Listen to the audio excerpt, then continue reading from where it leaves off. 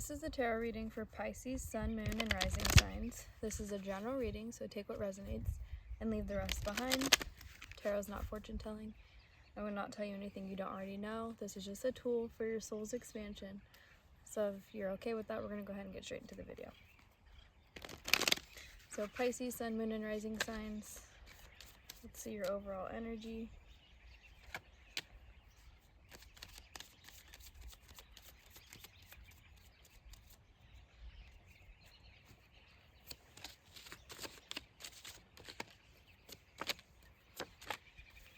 At the bottom of the deck, you have the High Priestess for what you don't see coming.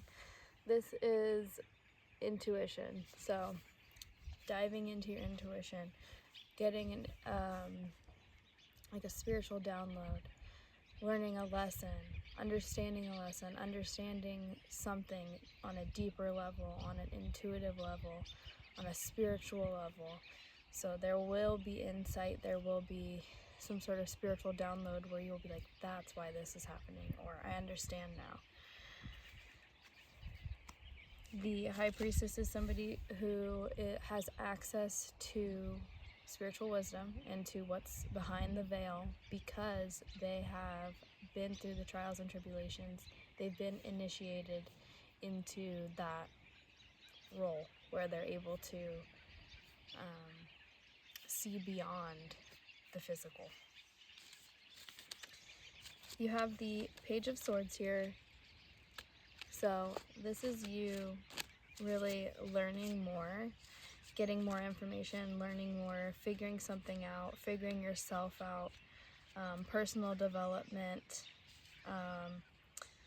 really diving into understanding a situation more, getting more information before you act, before you speak on something, kind of turning away from communication at this time because you want to understand more.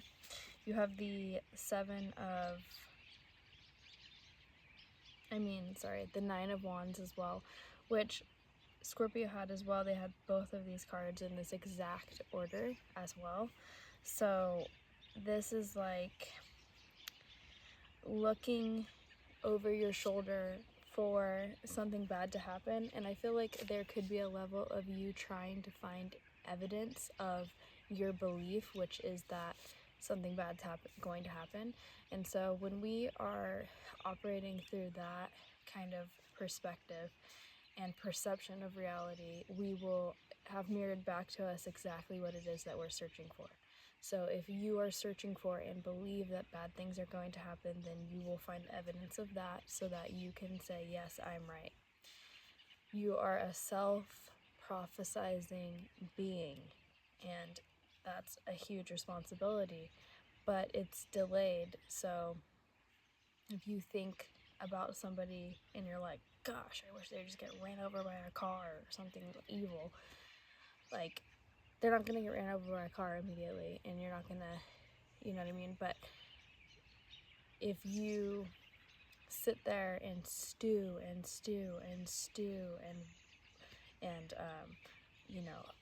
think about bad things happening to you or other people or something like that, the relationship with those people will be tainted, and the poison is being set, you know what I mean? And it's slowly activating over time. And so when you are poisoning yourself by having belief systems that you're waiting for the next worst thing to happen and what's coming next, and oh, I knew it, that is what you will be attracting slowly. It's not going to happen overnight. But if you can look at, maybe you're trying to gain some information about why you operate that way or something like that, because you want to take back power in your life. You want to be in control of your life. You want to be disciplined. You want to, maybe even like have your own business or something like that. It's something about like being a boss or being the leader of others or an authority figure, or having authority, having autonomy over your own life, your own existence, with the Emperor card here. And that is through discipline. The Emperor seems free because they are in charge of others, and so they're the boss, and so that comes with that is perceived as freedom. But the emperor only got there through discipline. So they are their own boss. They're in control of their own selves. They tell themselves what to do. They stick to a routine. They have standards for themselves that they're not going to like lower, because they know that that will only attract what they don't want. So really taking control of yourself. And I think, again, it has to do with your communication, the way you're communicating, also what you're thinking, your internal dialogue, and how that's reflected through your belief system. Your belief systems are the foundation of your thoughts. And like a pattern is just or I guess you could say a belief system is like a repetitive thought that then you start to believe is true because you hear it so much, because you think it so much.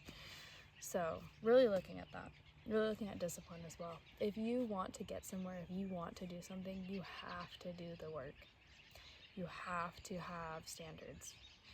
People in this society make me sick with how they just expect things to happen to them, or they feel like the people in charge are the reason that their lives are this way, or that, because my parents, blah blah. And it's like, or they'll like form their identity around mental disorders or something like that. And it's like, everybody has an excuse, everybody has a story, everybody has a tragedy that has happened to them. It's impossible not to. That is a part of life. That's, you come here to experience duality and contrast. So it's really about taking charge of your life and actually doing the work to get there, not just expecting things to happen. You have to discipline yourself. Discipline equals freedom.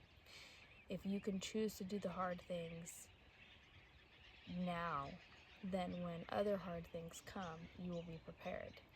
So, yeah, really looking at discipline. There's something about wanting to emotionally invest in something, but it's new, it's a little immature right now. This could be like a relationship, but I feel like this is just because in the middle of the spread you have the emperor, and on the other sides you have these like immature or tainted energies, with the Page of Cups being like emotionally immature, so very like naive with what they're emotionally investing in, their emotions in general, letting it be projected or overwhelming, not really knowing what you're trying to offer or what you're trying to go for or what you're looking for or something like that. And then you also have the Moon card, which is like something's hidden from you, something you're not seeing something clearly. You are basically, there could be like a level of avoidance, of like avoiding the reality of a situation, because it has something to do with your subconscious as well. So like something's being hidden from you, or you're not seeing something clearly, but deeper than that, there's a part of you that is choosing to avoid, or choosing, like, there's a part of you that's sheltering you from the truth, or the truth hasn't been revealed to you yet because you can't handle it at this moment or something like that. But what you don't see coming at the bottom of the deck was the High Priestess. So that is listening to your intuition and getting guidance, seeing things more clearly, seeing things for what they really are. Because nobody can lie to the High Priestess. You have the Hermit card here, and the Queen of Swords. I think that you need to take a journey within yourself and really know that this is a one step at a time and a boundary-driven journey. So creating boundaries within yourself, creating boundaries within your relationships with other people.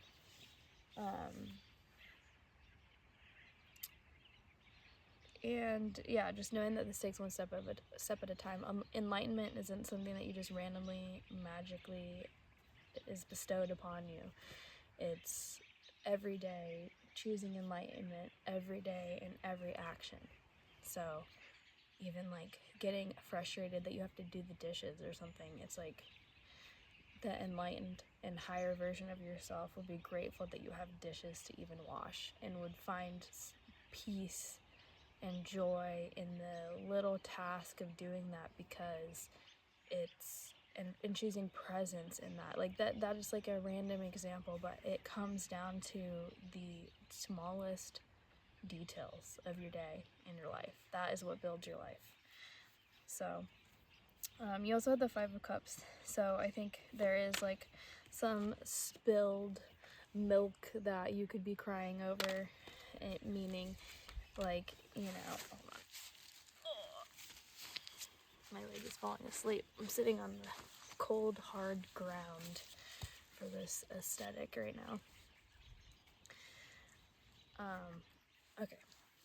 So the Five of Cups, crying over spilled milk. So focusing on the negative aspects of a situation, focusing on the things that didn't work out, focusing on failures, pessimism, things like that. But this is water under the bridge. You do have things behind you that you're not paying attention to. Not behind you, but you have people in your corner, supporters, things to still be grateful for that you're not paying attention to or you don't see and you don't really care about right now because you're focusing on negativity. So being able to really pay attention to that. Pay attention to who you're giving your energy to, what you're giving your energy to. So energy in the physical with the coins is money, time, physical action. Like, for instance, if you're trying to get in shape, if you're trying to feel more attractive, more confident, you need to give to yourself and follow through with the promises that you make to yourself. It's about balance and reciprocity. Also, like karmic energy exchanges. So if you work on your body, eventually your body will change for the better. And vice versa, with you not working on your body, not eating healthy, not investing your money, time, energy into things that are going to grow and going to mirror back to you something that you want, then you will get the opposite. If that makes sense. But I think if you can focus on, taking the correct action, focusing on building your self-esteem, so believing that you can do things, not just getting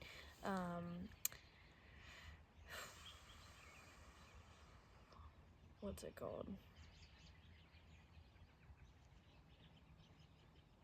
Disempowered by situations that are out of your control, or not getting disempowered or deterred from your goal just because you're not getting the results immediately. Like, this is about keeping promises to yourself, and just really acting on that. I mean, that's the only way to build your self-esteem, to be honest. And I know from personal experience, and I'm not saying I have the highest self-esteem, because I don't. I'm still working on it, obviously. Everyone is.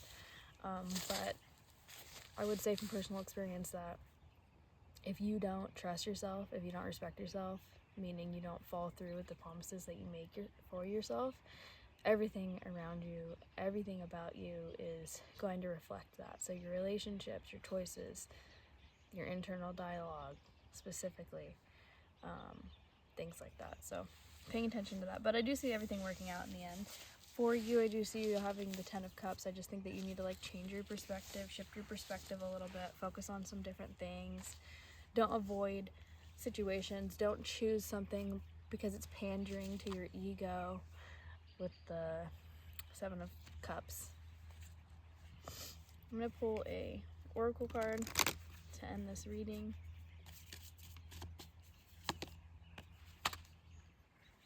Destiny Path, number 35.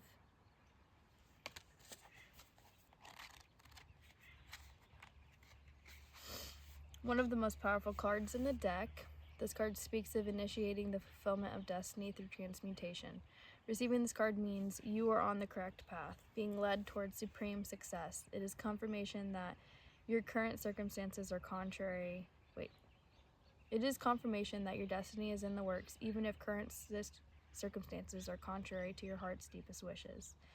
You have a profound purpose that is beyond your current understanding, but it is what every cell in your body has yearned to self-actualize.